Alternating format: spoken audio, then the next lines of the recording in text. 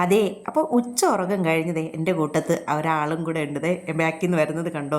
അപ്പം ഞാൻ രാവിലെ ഇവിടെ വണ്ടിക്കാർ കൊണ്ടുപോയ സാധനമാണ് ഞാൻ ഒന്ന് വാങ്ങി ഫ്രിഡ്ജിനകത്ത് വെച്ചിട്ടുണ്ടേ.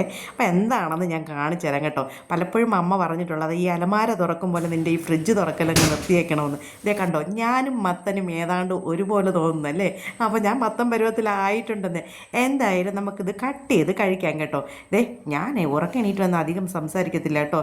ഈ പാറയിൽ ഉറച്ച സൗണ്ട് പോലെ നമ്മുടെ തിലകൻ സാറിൻ്റെ സൗണ്ട് പോലെയാണ് എനിക്ക് ഉറക്കം എണീറ്റ് കഴിഞ്ഞാൽ ഉള്ളത്. അപ്പോൾ എന്തായാലും നമുക്ക് മുറിച്ച് കഴിക്കാം കേട്ടോ. ഞാൻ സകല ദൈവങ്ങളെ വിളിച്ച് പ്രാർത്ഥിക്കുകയാണ്. കഴിഞ്ഞ പ്രാവശ്യം കിട്ടിയത് എനിക്ക് വൈറ്റ് കളറായിരുന്നു കേട്ടോ, ഇത്രയും ചുവപ്പില്ല. ഇപ്പം നല്ല ചുമന്ന കളറായിട്ടുള്ള തണ്ണിമത്തം കിട്ടിയിട്ടുണ്ട്. അതിലുപരി നല്ല തണുപ്പും കൂടെ ആയപ്പോഴേ ഒരു ചെറിയ മധുരവും, ചെറു മധുരമല്ല, കഴിഞ്ഞ പ്രാവശ്യത്തെ കഴിഞ്ഞും നല്ല സൂപ്പർ മധുരം തന്നെയാണ് എനിക്ക് പറയാനുള്ളത്. എന്തായാലും നല്ല സൂപ്പറായിട്ടുണ്ട്, എനിക്കിഷ്ടപ്പെട്ടു. തണ്ണിമത്തങ്ങ നിങ്ങൾക്ക് ഇഷ്ടമാണോ? ഇഷ്ടമാണെങ്കിൽ പറഞ്ഞേക്കണേ ഒന്ന്. അയ്യോ, എനിക്കൊരു ഡൗട്ട് കേട്ടോ. അതായത് നമ്മുടെ സൗണ്ടൊക്കെ ക്ലിയർ ആയിട്ടുണ്ട്.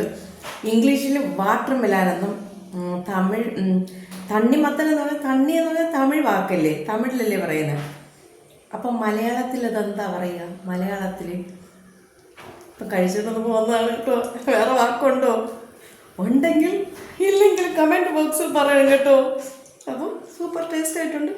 അടുത്ത പുതിയ വിശേഷം, പുതിയ കാഴ്ചയായിട്ട് ഞാൻ നിങ്ങളുടെ മുന്നിൽ ഓടിയെത്താം കേട്ടോ. മറ്റേ ബേബി കഴിച്ചോ തണ്ണിമത്തൻ? സൂപ്പറല്ലേ?